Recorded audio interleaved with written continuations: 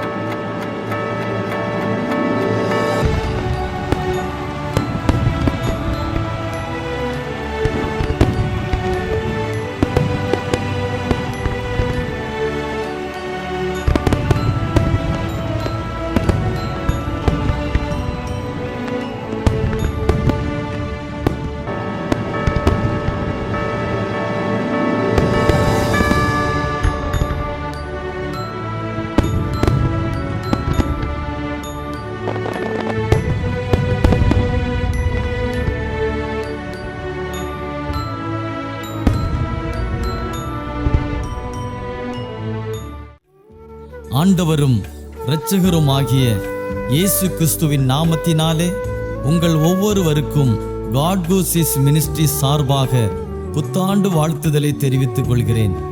தேவனாகிய கர்த்தர் தம்முடைய பெரிதான கிருபையினாலே இந்த புதிய ஆண்டிலே நம்மை பிரவேசிக்க செய்திருக்கிறார். அவருக்கு ஸ்தோத்திரமும் கனமும் துதியும் மகிமையும் உண்டாவதாக. நமது ஊழியத்தின் மூலமாக ஒவ்வொரு நாளும் தேவ வார்த்தைகளை பகிர்ந்து கொண்ட தேவ ஊழியர்களையும் குடும்பங்களையும் தேவனாகிய கர்த்தர் ஆசீர்வதிப்பாராக. ஒவ்வொரு நாளும் இன்றைய மன்னா செய்தியை கேட்டு பிரயோஜனம் அடைந்த அநேகருடைய சாட்சிகளை இம்மட்டும் கேட்டிருக்கிறோம். இந்த ஆண்டிலும் கூட தம்முடைய வார்த்தையில் மாறாதவராகிய கர்த்தருடைய வார்த்தையை விசுவாசத்தோடு கேட்போம், கவனிப்போம், நிச்சயம் ஆசீர்வாதங்களை பெறுவோம். இந்த புதிய ஆண்டிலே தேவன் தமது வார்த்தைகளை நிச்சயம் நிறைவேற்றுவார் என்ற விசுவாசத்தோடும் நம்பிக்கையோடும் காத்திருப்போம். தேவனுடைய வார்த்தைகளுக்கு கீழ்ப்படிய நம்மை நாமே ஒப்பு கொடுப்போம். கர்த்தர் மகத்துவமான காரியங்களை செய்வதற்கு வல்லமையுள்ளவர். நம்முடைய நம்பிக்கை வீண் போகாது. தேவன் சகலவற்றையும் அதினதின் காலத்திலே நேர்த்தியாய் செய்கிறவர். இந்த புதிய ஆண்டையும் கூட நமக்கு தேவன் தந்திருக்கிறார். நல்ல எதிர்பார்ப்போடும் விசுவாசத்தோடும் காத்திருப்போம். இந்த ஆண்டு மகிமையாக துவங்கட்டும். கர்த்தர் தாமே இந்த ஆண்டு முழுவதும் உங்களையும் உங்கள் குடும்பங்களையும் ஆசீர்வதிப்பாராக. ஆமென்.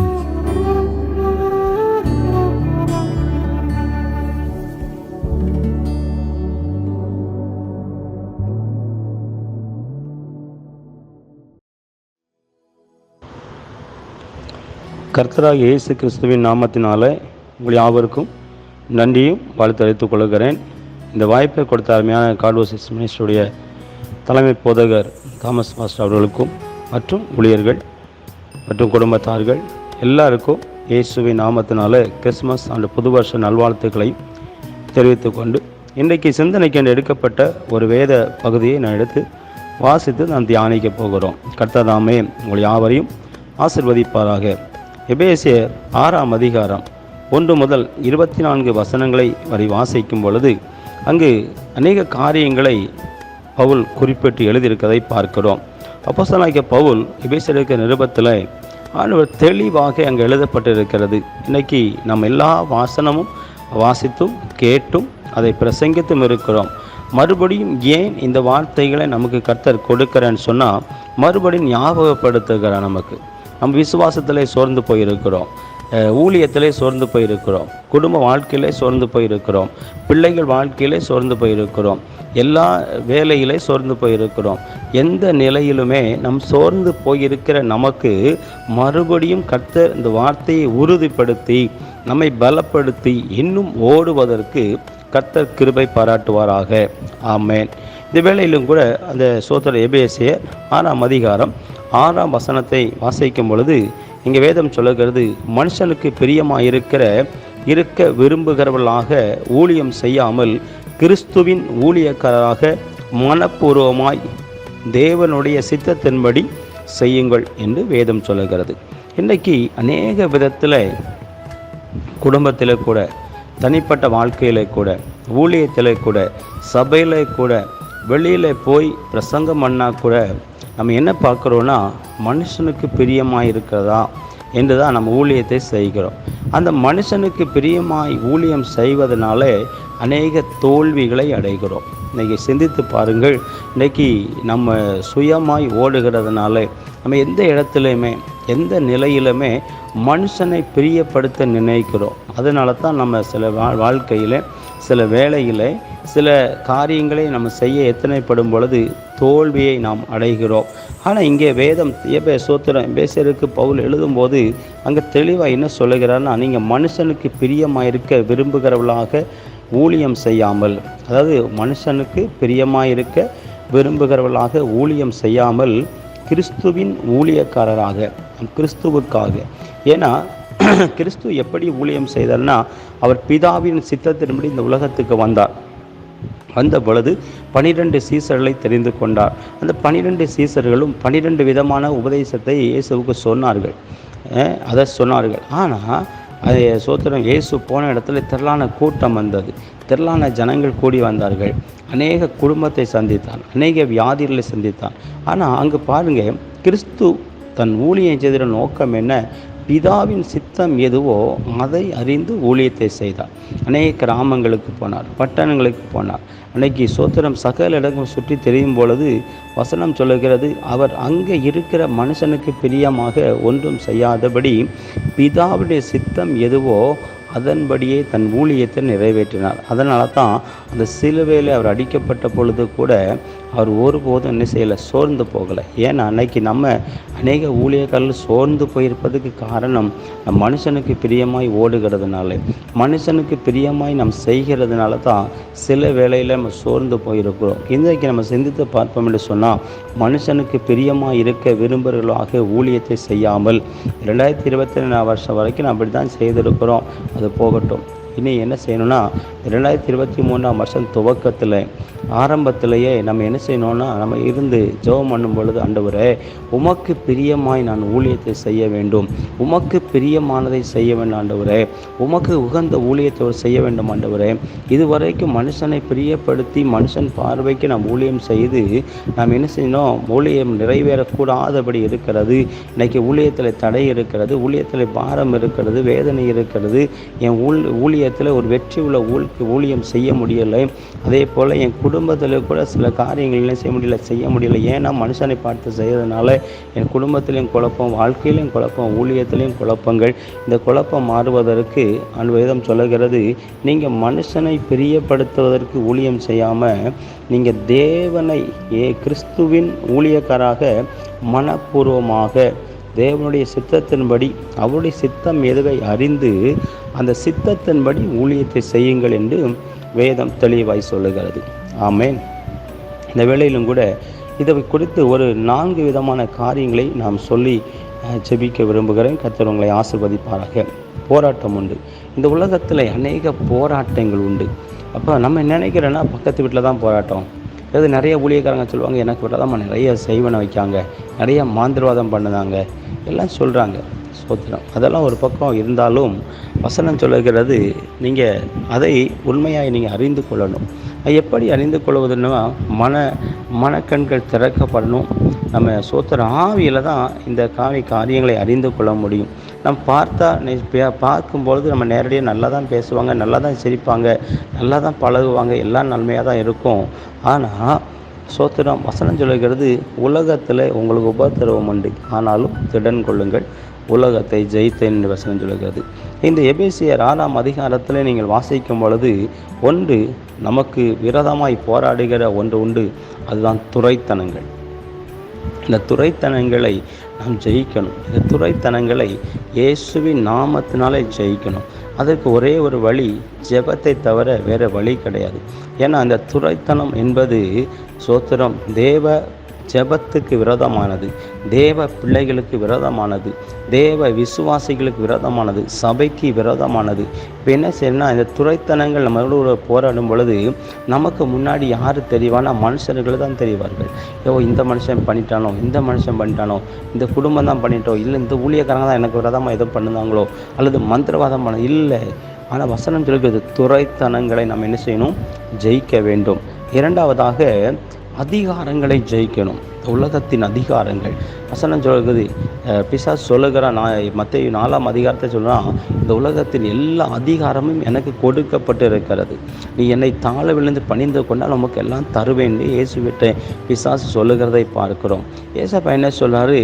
சோத்திரை, நீ கர்த்தர் ஒருவருக்கே பணிந்து கொண்டு நீ ஆராதனை செய்வாயாக என்று பிசாசை எச்சரிக்கிறார். ஆனால் எல்லா அதிகாரங்களும் பிசாசுக்கு கொடுக்கப்பட்டிருந்தாலும், இந்த உலகத்துடைய காரியங்கள் கொடுக்கப்பட்டிருந்தாலும், நாம் இயேசு கிறிஸ்துவின் நாமத்தினாலே அந்த அதிகாரங்களை ஜெயிக்கணும். அப்போ வசனம் சொல்லுகிறது, துரைத்தனங்களை ஜெயிக்கணும், அதிகாரங்களை ஜெயிக்கணும். அடுத்தபடியாக இப்பிரபஞ்சத்தின் அந்தகார லோகாதிபதிகள். இந்த இப்பிரபஞ்சத்தின் அந்தகார லோகாதிபதிகளோடு நமக்கு உபத்திரவம் உண்டு. ஆனால் நம்ம என்ன செய்யணும்னா, இதையும் நம்ம ஜெபத்தினால தான் மேற்கொள்ளணும், வேத வசனங்களால் மேற்கொள்ளணும், உபவாசத்தினாலே மேற்கொள்ளணும். நம்ம ஜெபம், வேத வாசிப்பு, உபவாசத்தினால தான் இதை நாம் மேற்கொள்ள முடியும். இப்பிரபஞ்சத்தின் அந்தகார லோகாதிபதிகள். அடுத்து நான்காவதாக சொல்லுகிறது, வான மண்டலங்களில் உள்ள பொல்லாத ஆவியின் சேனைகள். ஒன்று துரைத்தனங்கள், இரண்டாவது அதிகாரங்கள், மூன்றாவது இப்பிரபஞ்சத்தின் அந்தகார லோகாதிபதிகள், நான்காவதாக வான மண்டலங்களில் உள்ள பொல்லாத ஆவியின் சேனைகள். வசனம் சொல்லுகிறது, அதனுடைய 14ஆம் வசனத்தை வாசிக்கும் பொழுது, சத்தியம், நீதி, சமாதானம், விசுவாசம், தேவ வசனம், மன உறுதி, தைரியம் நமக்கு என்ன செய்யணும்? இருக்கணும். வசனம் சொல்லுகிறது, மத்தேயு 10ஆம் அதிகாரம் 1ஆம் வசனத்தில், அசுத்த ஆவிகளை துரத்தவும் சகல நோய்கள் சகல வியாதிகளை நீங்கவும் அவர்களுக்கு அதிகாரம் கொடுத்தார். இன்றைக்கி ஊழியக்காரர்கள் போய் பிசாசு யாரோ தலையில் கை வச்சு ஜெபிக்கிறதுக்கே பயப்படுதாங்க. வசனம் சொல்லுது, நீ பயப்பட வேண்டிய தேவையில்லை. ஆண்டவர் சகல அதிகாரத்தையும் கர்த்தர் நமக்கு கொடுத்திருக்கிறார். சகல துரைத்தனங்களை அழித்து போடும்படிக்கு அதிகாரத்தை கர்த்தர் கொடுத்திருக்கிறார். இப்பிரபஞ்சத்தின் அந்தகார லோகாதிபதிகளை துரத்தும்படிக்கு கர்த்தர் அதிகாரத்தை கர்த்தர் கொடுத்திருக்கிறார். வான மண்டலங்களில் உள்ள பொல்லாத ஆவியின் சேனைகளோடு நமக்கு யுத்தம் பண்ணுவதற்கான அதிகாரத்தை கர்த்தர் கொடுத்திருக்கிறார். இந்த நாளிலே நாம் பயன்படுத்துவது கிடையாது. அதனால தான் நம்ம சபை வளர்வது கிடையாது, நம்ம ஊழியத்தில் வளர்ச்சி இல்லை, தனிப்பட்ட வாழ்க்கையில் சோர்ந்து போயிருக்க காரணம் என்னென்னா, நமக்கு கொடுக்கிற அதிகாரத்தை நாம் உண்மையாய் பயன்படுத்துவது இல்லை. ஏன்னு சொன்னால், நமக்கு மனசில் ஒரு பயம். அதான் சொல்ல, நீங்கள் பயப்பட வேண்டாம், கலங்க வேண்டாம். வசனம் சொல்லுகிறது, அந்த அசுத்த மத்தேயு 10ஆம் அதிகாரம் 1ஆம் வசனம் சொல்லுது, அசுத்த ஆவிகளை துரத்தவும் சகல நோய்கள் சகல வியாதிகள் நீங்கவும் அவர்களுக்கு அதிகாரம் கொடுத்தார். அந்த அதிகாரத்தை கர்த்தர் நமக்கு கொடுத்திருக்கிறார். நாம் அதை என்ன செய்யணும்? பயன்படுத்த வேண்டும். அருமையான தேவ ஊழியக்காரர்களை, இதை கேட்கிற விசுவாசிகளை, அல்லது நீங்கள் சோத்திரம் தேவனை அறியாதவர்களாக இருந்தாலும் உங்களுக்கும் உபத்திரவம் உண்டு, உங்களுக்கு மன கஷ்டங்கள் உண்டு. நீங்கள் இந்த நாட்களிலே உலகத்தை குறித்து அறிந்து கொள்ளுங்கள், உலகத்தில் இருக்கவைகளை குறித்து அறிந்து கொள்ளுங்கள். எல்லாத்தையும் அறிந்து கொண்டு சத்தியம் எது என்பதை தெரிந்து கொண்டு அந்த சத்தியத்துக்கு உடன்பட்டவர்களாக, சத்தியம் யார் என்று சொன்னால் சத்தியம் இயேசு கிறிஸ்துவே சத்தியம். அந்த இயேசு கிறிஸ்துவை நீங்கள் அறிந்து கொண்டு அவரை ஏற்றுக்கொண்டு மனப்பூர்வமாய் கர்த்தருக்கு நினைங்கள் சொன்னால் உங்கள் வாழ்க்கையில் இரட்சிப்பையும் ஆசீர்வாதத்தையும் பெற்றுக்கொள்ள முடியும். அதே மத்தேயு 10ஆம் அதிகாரம் 8ஆம் வசனம் சொல்லுகிறது, வியாதிகளையும் குஷ்டரோகிகளையும் மரித்தோரையும் பிசாசுகளையும் பிசாசுகளை துரத்தவும் நீங்கள் இலவசமாக என்ன செஞ்சீங்க? பெற்றுக்கொண்டீர்கள். இவ்வளவு அற்புதங்களை செய்வதற்கு இலவசமாக நீங்கள் என்ன செய்யுங்க? பெற்றுக்கொள்ளுங்கள். அது இலவசமாக என்ன செய்யுங்க? கொடுங்கள். அதே போல் மத்தேயு 11ஆம் அதிகாரம் 5ஆம் வசனம் சொல்வது, அநேக அற்புதங்களை ஆண்டவர் நடப்பிக்கிறார், அநேக அற்புதங்களை நடப்பிக்கிறார். அதே போல் மத்தேயு 12ஆம் அதிகாரம் 29ஆம் வசனம் சொல்கிறது, பலவானை முந்தி நாம் கட்டப்பட வேண்டும், பலவானை முந்தி நாம் கட்ட வேண்டும். அதே மத்தேயு 12ஆம் அதிகாரம் 34ஆம் வசனம் 35ஆம் வசனம் சொல்கிறது, இருதயத்தின் நிறைவு வாய் பேசும் அப்படி சொல்கிறது. ஏன்னு சொன்னால், நம்ம இருதயத்தில் அவிசுவாசம் இருந்துச்சுன்னா அந்த அவிசுவாசம் தான் வெளியே வரும். சொல்லுவாங்க, இது இந்த குடும்பம் சபைக்கு வருமா, அந்த சபைக்கு வராது, இது ரட்சிக்கப்படுமா, ரட்சிக்கப்படாது. நாம் எதுக்காக ஜெபிக்கிறோம்? எல்லா ஜனங்களும் ரட்சிக்கப்பட வேண்டும் அப்படின்னு சொல்லி நம்ம ஜெபிக்கிறோம். நம்ம வாயிலிருந்து வரக்கூடிய வார்த்தைகள், இருதயத்திலிருந்து வரக்கூடிய வார்த்தைகள் அவிசுவாசமான வார்த்தைகளை தவிர விசுவாசமான வார்த்தைகள் வருவதே கிடையாது. வசனம் சொல்வது, நீ விசுவாசித்தால் கர்த்தருடைய மகிமையை காண்பாய். நீ கடுகளவு விசுவாசம் இருந்தால் அந்த மலையை பார்த்து பெயர்ந்து போன்னு சொன்னால் அது பெயர்ந்து போகும் என்று சொல்லி வசனம் தெளிவாய் சொல்லுகிறது. ஆனால் இங்கே இயேசு கிறிஸ்துவ பாருங்கள், எந்த இடத்துலையுமே மத்தேயு, மார்க்கு, லூக்கா, யோவான் சுவிசேஷத்தில் எந்த இடத்துலையுமே அவர் அவிசுவாசப்பட்டதே கிடையாது. வியாசர்களை கொண்டு வரார்கள், கை நீட்டிய சுகப்படுத்துகிறார். ஊமையனை கொண்டு வரார்கள், கை நீட்டிய சுகத்தை படுத்துகிறார். பிசாசு பிடித்தவனை பார்த்து பிசாசு வெளியே போன்னு சொன்னார், பிசாசு வெளியே போகுது. ஏன் என்ன சொன்னால் அங்கே விசுவாசம் வெளிப்பட்டது. அதே போல தான் இந்த துரைத்தனங்களையும் அதிகாரங்களையும் இப்பிரபஞ்சத்தின் அந்தகார லோகாதிபதிகளையும் வானமண்டலத்தில் உள்ள பொல்லாத ஆவியின் சேனைகளோடு நமக்கு போராட்டம் உண்டு. அதுக்கு சோத்திரம். ஒரே ஒரு வழி என்னென்னா, தேவனுடைய பார்வைக்கு நாம் உண்மையாய் நிற்கும் பொழுது, தேவனுடைய பார்வைக்கு நாம் உண்மையாய் ஊழியத்தை செய்யும் பொழுது, தேவனுடைய பார்வைக்கு நாம் உகந்த ஊழியத்தை செய்யும் பொழுது, எந்த பிசாசுனி வல்லமையும், எந்த துரைத்தனமும், எந்த அதிகாரமும், எந்த இப்பிரபஞ்சத்தின் அந்தகார லோகாதிபதியும், எந்த வானத்தில் உள்ள பொல்லாத சேனைகளும் நமக்கு முன்பாக, ஊழியத்துக்கு முன்பாக, நம் தனிப்பட்ட வாழ்க்கைக்கு முன்பாக அது திரும்ப நிற்பது இல்லை. அதே போல் இன்றைக்கு இதை கேட்கிற உங்கள் ஒவ்வொருவரையும் தேவன் தாமே ஆசீர்வதித்து இந்த வார்த்தையை அடியனுக்கு கொடுத்த தேவனுக்கு நன்றி சொல்லி தொடர்ந்து இந்த வார்த்தையின்படி இந்த 2023 வருஷத்தில் கடந்து போகும் பொழுது ஒரு விசுவாசமுள்ள ஒரு வாழ்க்கை, மனுஷனுக்கு பிரியமாய் ஊழியம் செய்யாதபடி கர்த்தருக்கு பிரியமாய் ஊழியம் செய்யுங்க. உங்கள் ஊழியத்தில் வெற்றியை காண்பீர்கள். நீங்கள் குடும்ப வாழ்க்கையில் ஒரு வெற்றியை காண்பீர்கள். தனிப்பட்ட வாழ்க்கையில் ஒரு வெற்றியை காண்பீர்கள். இப்பிரபஞ்சத்தின் அந்தகார லோகாதிபதி உங்கள் உபத்திரவம் உண்டு. ஆனாலும் கர்த்தருக்கு நில்லுங்க. கர்த்தர் உங்களை ஆசீர்வதித்து உயர்த்துவார். தொடர்ந்து இந்த காட் வர்சஸ் மினிஸ்ட்ரியும் கர்த்தர் ஆசீர்வதித்து மேன்மையான காரியங்களை செய்வார். கர்த்தர் தாமே இந்த வார்த்தையை ஆசீர்வதிப்பாராக. ஆமேன். God bless you.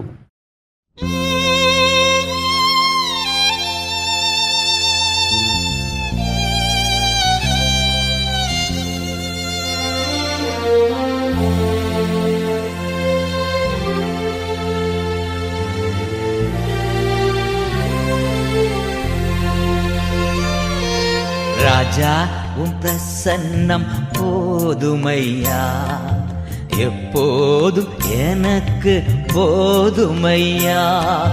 ராஜா உம் பிரசன்னம் போதுமையா, எப்போதும் எனக்கு போதுமையா. பிரசன்னம் பிரசன்னம் தேவ பிரசன்னம் பிரசன்னம் பிரசன்னம் தேவ பிரசன்னம்.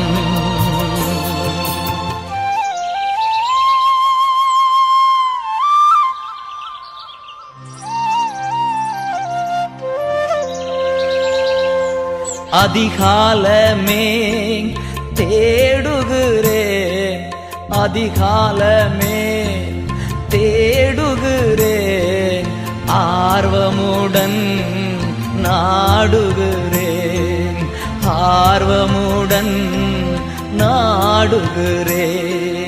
பிரசன்னம் பிரசன்னம் தேவ பிரசன்னம்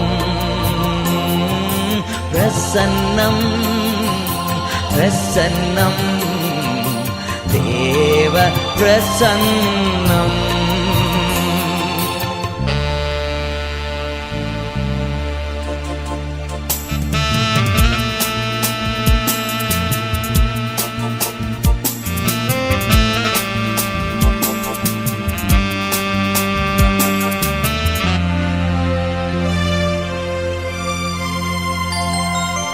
உலகம் எல்லாம் மாயையா, உலகம் எல்லாம் மாயையா, உம் அன்பொன்றே போதுமையா, உம் அன்பு ஒன்றே போதுமையா.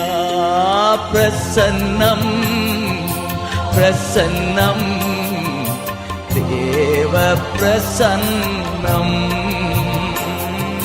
பிரசன்னம் பிரசன்னம் தேவ பிரசன்னம்.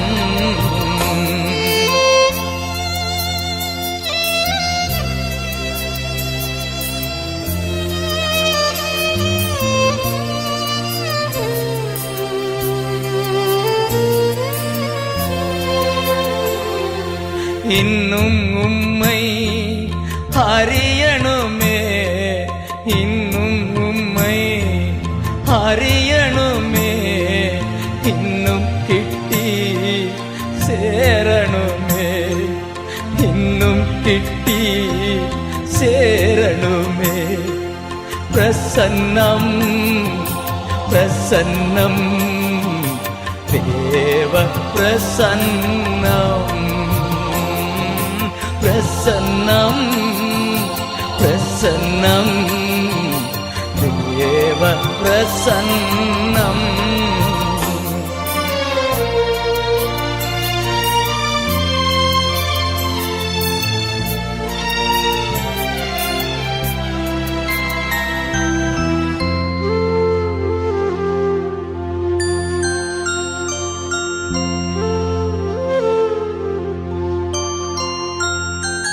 கரம் பிடித்த நாயகரே, கரம் பிடித்த நாயகரே, கைவிடாத தூயவரே, கைவிடாத தூயவரே.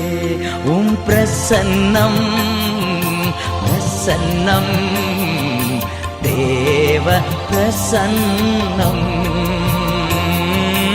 பிரசன்னம் பிரசன்னம் தேவ பிரசன்னம். ராஜா உம் பிரசன்னம் போதுமையா, எப்போதும் எனக்கு போதுமையா. ராஜா உம் பிரசன்னம் போதுமையா.